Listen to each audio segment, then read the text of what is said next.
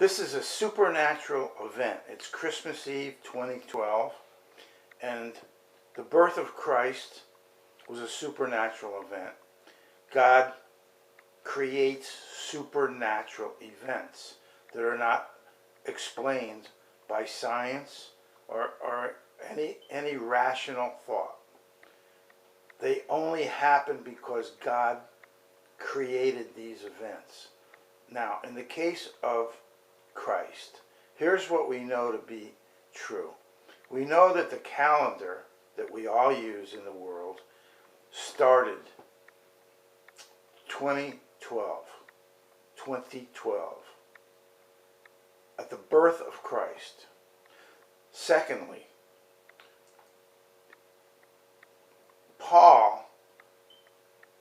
St. Paul, was able to traipse around the world on foot, maybe with a donkey, from one city to the next. And people would actually listen to his stories about Christ. And being a salesperson, as I have been, starting at E.F. Hutton in 1968 when I became registered, trying to sell securities, I know how difficult it is for people who don't even know you to give you any opportunity to share ideas, investment ideas, or anything, especially when there's risk to them involved. So the fact that Paul was able to bounce around from city to city and have people pay attention to this incredible story he was telling them about Jesus Christ gives me very strong evidence that this supernatural event, the Messiah, being a Messiah in itself is a supernatural event. Now, we know that the Jews refute this. And either the Jews are right or they're dead wrong. Either Christians are right that Jesus is the Messiah. He's not just a nice guy or a decent guy or a smart guy, or he's not even a guy. He's the Son of God. He's not a man. He's not a human being. He may have come to earth apparently looking like a human being, but if he's the Son of God and the Messiah, he's just not a human being. He's the Son of God. That's unique. Jews don't believe that. In fact, it's funny that the Muslims actually believe in the Quran that Mary is a virgin or was a virgin. So why on earth could they possibly believe Mary was a virgin and not believe Jesus is the Messiah and the Son of God? I understand. They believe there is one God, Allah. But the one God decided to send his Messiah to earth. And they don't want to buy that. Even though they actually buy the virgin part. Now, this leads to the rest of what's on my mind tonight. And that is the behavior of people in America. The culture of Americans has become really weird and self-destructive.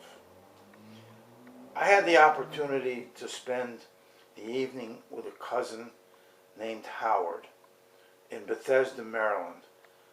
I had come to Washington, D.C.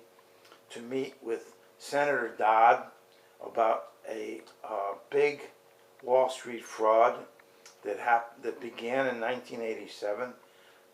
I came there in 1988, and this fraud lasted for 10 years.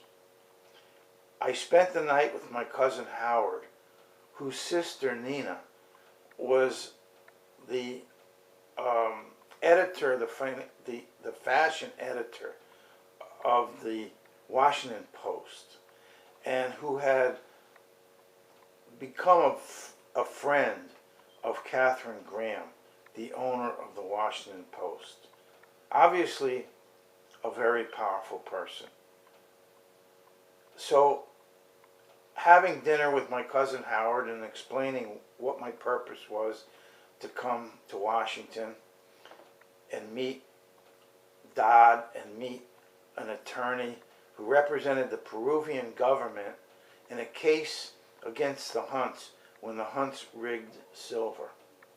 The reason I went to them was because my case involved in rigging copper, which is also traded on the same exchange, COMEX. So our meeting, I'm talking about the lawyer and me, developed to the point where he gave me the name of Michael Lewis, who became a famous writer. And he suggested that I call Michael Lewis's mother in New Orleans, and I did. And she gave me his contact phone number in London, where he was and worked there. And we agreed to meet in Stamford, Connecticut shortly after that, because Michael Lewis came to meet the junk bond king, Michael Milken, in L.A. And on his return from meeting Milken, he stopped in Stamford, Connecticut to meet with me, and actually wrote a story about this commodity fraud, this copper fraud. Now, the other writer I want to mention to you is a guy named Pete Early, also a prolific writer who also worked for the Washington Post. And his genre is primarily crime. He wrote about the Aldrich Ames spy case. He wrote about the John Walker family spy case. He wrote about WITSEC, which is the witness protection run by the U.S. Marshals for rats that the government uses. And so these people, I felt, would be very powerful in conveying my story. However, after Michael Lewis wrote that one article in the magazine in England, he wouldn't write about any more. Even though I was collecting much more credible evidence since that original meeting in Stamford, he refused to write anything, or his editors wouldn't let him write anything. I don't know which it was. I've contacted Pete Early, and he refuses to write anything. So what I found out on this evening that I spent with my cousin Howard, who kindly decided, let's call Nina, his sister, the fashion editor at the Washington Post, which we did, and see if she can't be helpful. And she mentioned a man named Jerry Knight, and gave me Jerry Knight's phone number at the Washington Post, and suggested that he would be interested in the story. He brushed me off. This is what began to give me an education as to the media's. Somehow these people do the exact opposite of what they're expected to do, and that is run away from huge stories and jump in bed with crooks. And I've been talking about the John Corzine case. The media is completely down with the government protecting John Corzine. The media, I've been contacting over 90 reporters from the Wall Street Journal, the New York Times, CNBC, Bloomberg, the whole array of reporters that cover Wall Street frauds, and they won't touch this PIMCO story. The point I'm getting to you is the media, for some crazy self-destructive reason, is doing exactly the same thing that Joe Paterno did by covering up Sandusky. And he didn't do it alone. He did it with the president of Penn State, who is now under criminal indictment. He did it with the athletic director at Penn State. Now, why would these people jeopardize their own reputation and even get involved in a criminal case as a potential defendant in a criminal case to protect a molester, Sandusky, when they knew for a fact that he was guilty? I mean, what in the world would make people want to do stuff like that? That's the point I'm trying to get across. And that's the point that I think people, hopefully, will snap out of this trance, because it's so crazy and stupid. It just can't be because people are stupid. They're not that stupid. It's impossible to be stupid and ignorant and jump into a criminal conspiracy. Whether it's PIMCO, whether it's the copper scam, whether it's Sandusky, whether it's 9/11. 9/11. I mean, we're talking big time mass murder. Okay?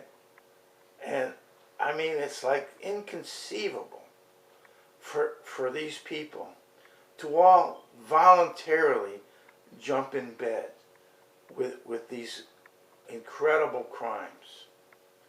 So on Christmas Eve 2012, I'm just wondering and kind of hoping that people will think this through when they get my YouTube in an email and listen, and hopefully send it around to as many people as they know, so that America can bust out of this crazy crime spree that is so self-destructive, and get rid of our government that is protected by the Supreme Court in the bribes.